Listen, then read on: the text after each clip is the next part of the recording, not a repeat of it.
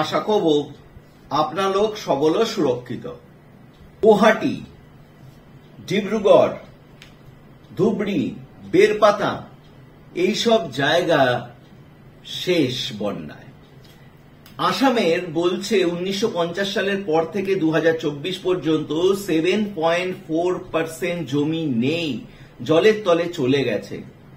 এখনো কি আসাম সরকার বা সেন্ট্রালের সরকার কি চুপ থাকবে, না এই পরিস্থিতিতে সরকার বিরোধী সবাই মিলে আসামকে বাঁচানোর জন্য কিছু একটা করবে? ভিডিওটি পুরোপুরি দেখুন। আজকের ভিডিওটি কিন্তু মর্মান্তিক একটা ভিডিও হতে চলেছে এবং এই ভিডিওটি বানাতে গিয়ে আমি রিসার্চ যখন করছিলাম যেরকম ধরনের ছবি আমি পাচ্ছিলাম খুব কিন্তু ডিস্টার্বিং, এবং কিছু ছবি আমি সেই জন্য শেয়ারও হয়তো করতে পারবো না, কারণ গবাদি পশুরা যখন জলে ভেসে যাচ্ছে, মানুষ যখন মারা যাচ্ছে, এবং যে আসামের রাইনো আমাদের সবার প্রিয়, যেটা দেখার জন্য একশৃঙ্গ গন্ডার দেখার জন্য দেশ বিদেশ থেকে মানুষ সেখানে গিয়ে ভিড় করে। যদি আপনি এরকম কিছু একটা ছবি পান যে সেই রাইনো মারা যাচ্ছে বা সেই রাইনো জলে ভেসে রয়েছে, কেমন মনটা খারাপ লাগবে। আসাম ফ্লাড নিয়ে আজকে আমরা আলোচনা করতে চলেছি। নমস্কার বন্ধুরা, বাংলায় বিশ্ব চ্যানেলে আপনাদের সবাইকে জানাই অনেক অনেক স্বাগত। আমি আপনাদের বন্ধু অনুমিত্র চলে এসেছি। চ্যানেলটিকে সাবস্ক্রাইব করে কিন্তু ভিডিওটি সবার মধ্যে শেয়ার করে দেবেন। আমরা আজকের ভিডিওটিতে দুটো পক্ষই রাখবো। চিন্তা কৰক, এতিয়া 12 বাজিব হ'ল, ভাত নাই, ৰাতিপুৱাৰ পৰা পানী নাই, ধান উঠি গ'ল, কুঁহিয়া তুলি ধান পাৰ হৈ গ'ল। তাকে এতিয়া মই কি কৰিম, আপোনালোকে অলপ চিন্তা কৰক। ছাৰ, মোৰ বহাল জুৰীয়া দুটা গুচি গ'ল, ল'ৰা ছোৱালী মাকে চলিব নিজে বুজি পোৱা নাই। মই এতিয়া কি কৰিম? গৰু কালিয়ে পাগল মানুহ, ভাত খোৱাই নাই মোক। আপোনালোকে অলপ যেনে তেনে মোক কিবা এটা সহায় কৰিব। মইতো দুখীয়া মানুহ। ল'ৰাকেইটা মানে এটা বিয়ে নাম লগা দিছো, এজনী ছোৱালী কমাগাঙত ফাৰ্ষ্ট ইয়াৰ পঢ়ি আছে, মাকে নাই, ক'ত পালে কি কথা মই নিজকে ধৰিব পৰা নাই। মই কি কৰিম এতিয়া? মই গোটা ধৰি খৰি কাটি আছো। আপোনালোকে মোক অলপ সহায় কৰিব ছাৰ, আপোনালোকে মোক যেনে তেনে সহায় কৰিব। লোকে চাই লওক পঢ়াৰ কি হৈ আছে, মোৰ ৰেশনটো ভোট খাবলৈ না। দেখুন, আসামে কার সরকার রয়েছে? আসামে সরকার রয়েছে হচ্ছে বিজেপি, সেন্ট্রালেও কিন্তু বিজেপির সরকার। তাহলে প্রতি বছর কেন আসামে এরকম একটা পরিস্থিতি হচ্ছে? এবছর তো নর্থ ইস্টে মণিপুর, আসাম দুখানেই বাজে অবস্থা। তো বারবার আসামে এমন নয় যে এটা নতুন হচ্ছে, মানে বলা হচ্ছে 1950 সালের পর থেকে প্রতি বছরই কিছু না কিছু হচ্ছে। তাহলে কি আমরা এটা আইডিয়া করে নেব যে বন্যা হলে পরে রিলিফ ফান্ড আসবে আর সেটাতে নেতা মন্ত্রীদের পকেট ভরবে, সেই আশাতেই কি এই জিনিস হচ্ছে বারবার? না, এই গভর্নমেন্টের ফান্ডে যে রিলিফ ফান্ডগুলো আসে তার মধ্যেও অনেক ধরনের কারচুপি হয়। সেই জন্যই কেউই কিন্তু প্রকৃত কারণটি খুঁজতে চায় না। অ্যাকচুয়ালি আসামে টোটাল যদি দেখা যায় 102খানা কিন্তু নদী রয়েছে, এবং তার মধ্যে ব্রহ্মপুত্র নদ, তার আকার তো মানে বিভৎস আকার। এবং গত কয়েকদিনে গোটা দেশ একদিকে যখন ইন্ডিয়া টিম ওয়ার্ল্ড কাপ জিতে ফিরছে, সেই সময় আসামবাসী কিন্তু বিব্রত, বিধ্বস্ত, এবং এখনো পর্যন্ত আমি যে সময় ভিডিওটি বানাচ্ছি তত পর্যন্ত খবর পাওয়া পর্যন্ত 85 জন মানুষ কিন্তু নিহত হয়েছেন এই বন্যার জন্য।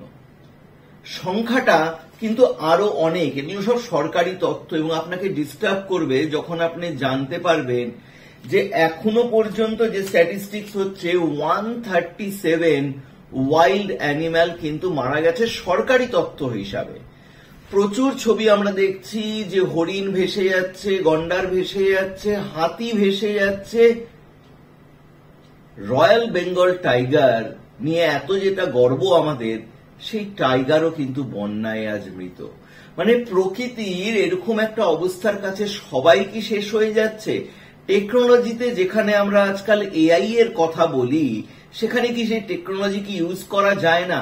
করা যায়। কারণ এর আগে কিন্তু ভারতবর্ষের পার্লামেন্টে কিন্তু ডিসকাস হয়ে গেছিল এবং কথা অনুসারে একটা ডিভাইস লাগানোর কথা ছিল হায়ার সাইড অফ আপার বা অরুণাচলের দিকে। কেন? কোন ডিভাইসের কথা আমি বলছি? কারণ আসামে যে সমস্ত নদী বা নদ বন্যা পরিস্থিতি তৈরি করে, তাদের সবার উৎপত্তিস্থল কিন্তু পাহাড়ের উপর থেকে, এবং যখন জলের পরিমাণ উপরে বাড়ে তখন আস্তে আস্তে নিচেও জল বেড়ে যায়, যেটা কন্ট্রোল করার জন্য একটা ডিভাইস, মনিটরিং ডিভাইসের করার কথা ছিল, যে উপরে যেখান থেকে মোটামুটি উৎস বা কাছাকাছি যেসব জায়গাতে হায়ার আসাম বা অরুণাচলের দিক থেকে যেসব জায়গাগুলো আসছে বা মেঘালয়ের দিক থেকে যেসব নদী বা নদগুলো আসছে, সেই সব আপার সাইডে গিয়ে ডিভাইসটা থাকবে, যে ডিভাইস স্যাটেলাইট মারফত অ্যালার্ট একটা ব্যবস্থা করবে, যার জন্য নিচে যে মানুষগুলো আছে তারা কিন্তু আগে থেকেই একটা হিন্ট পাবে বা প্রশাসনের কাছে ইনফরমেশন যাওয়াতে রিলিফ হয়ে যাবে। কিন্তু এইসব আলোচনা তো আলোচনাতেই থেকে গেল। এবং আমি যদি খুব একটা ভুল না করি, আসামের থেকে যারা দেখছো তারা ঠিক করে দেবে, গভর্নমেন্ট মানে স্টেট গভর্নমেন্ট 54খানা স্কিম কিন্তু লঞ্চ করেছিল।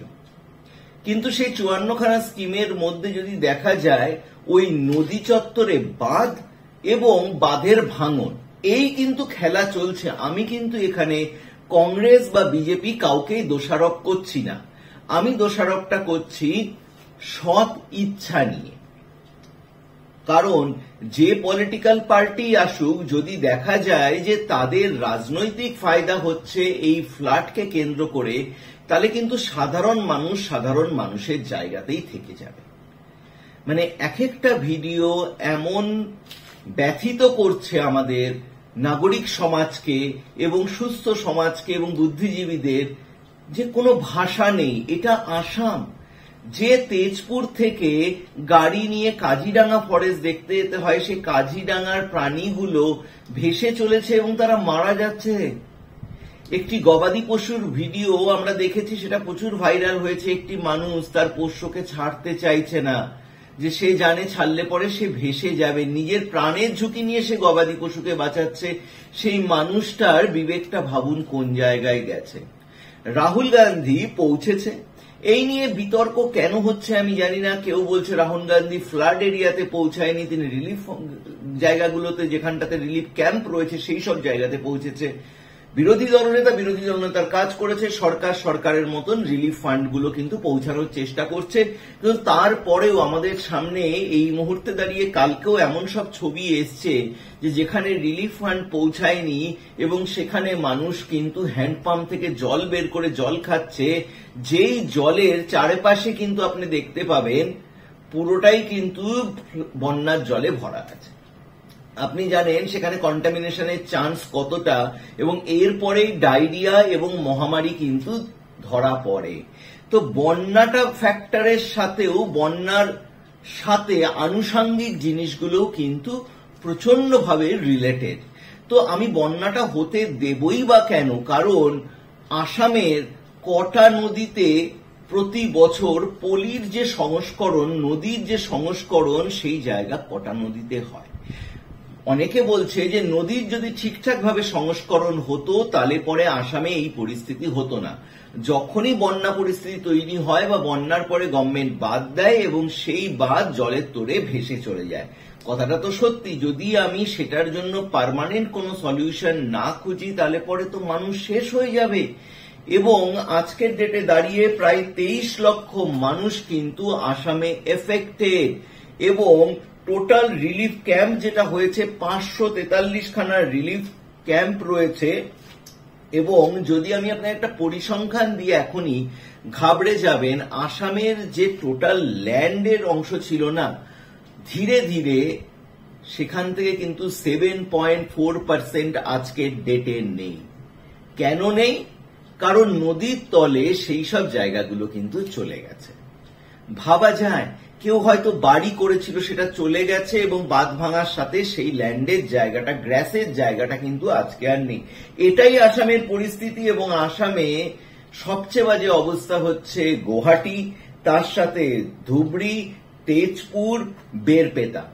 তো এই সব জায়গা থেকে কিন্তু মানুষকে উঠিয়ে নিয়ে গিয়ে যেটা করা হচ্ছে, যে তাদেরকে রিলিফ ক্যাম্পগুলোতে লাগানো হচ্ছে, তাদেরকে রাখা হচ্ছে। কিন্তু কতদিন? সামনে দুর্গাপুজো আসছে, তাদের বিজনেস, তাদের জীবিকা, তাদের ক্ষেত খামারি সব তো চলে গেল।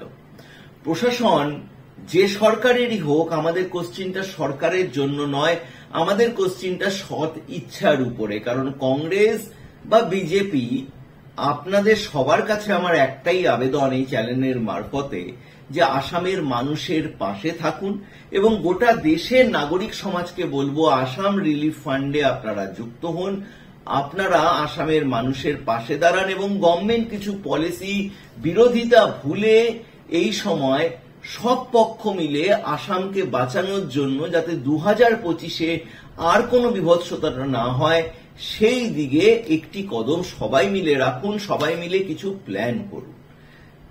আসামের এই ভিডিওতে আমরা মর্মাহত এবং সমবেদনা রইল আসামবাসীদের উপরে।